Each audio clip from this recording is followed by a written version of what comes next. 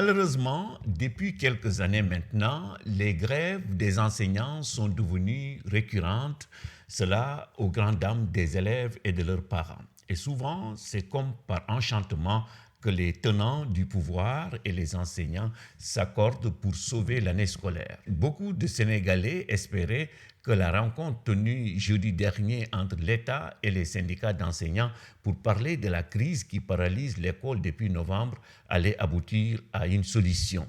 Malheureusement, elle n'a débouché sur aucun accord. Dans un ouvrage intitulé L'éducation en Afrique, le défi de l'excellence, Khadim Sylla, s'appuyant sur de grands chercheurs, souligne que parmi les facteurs déterminants de l'efficacité de l'école, la motivation de l'enseignant ressort comme un des plus importants. En effet, explique l'auteur, même si les compétences pédagogiques, la maîtrise de la discipline enseignée, la qualité de l'environnement d'apprentissage sont des éléments importants, leur utilisation efficiente dépend dans une large mesure de la motivation de l'enseignant.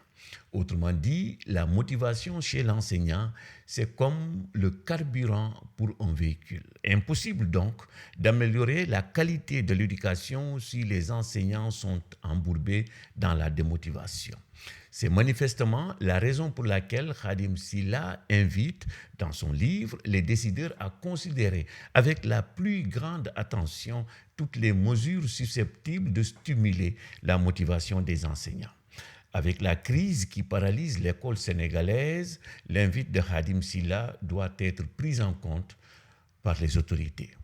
Le chercheur en éducation, comme pour alerter, rappelle que plusieurs études réalisées en Afrique montrent une profonde démotivation des enseignants.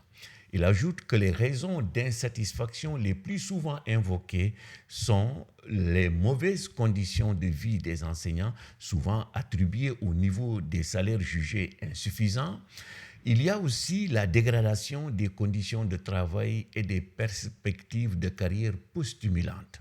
Et enfin, le sentiment d'une dépréciation de l'image sociale de l'enseignant.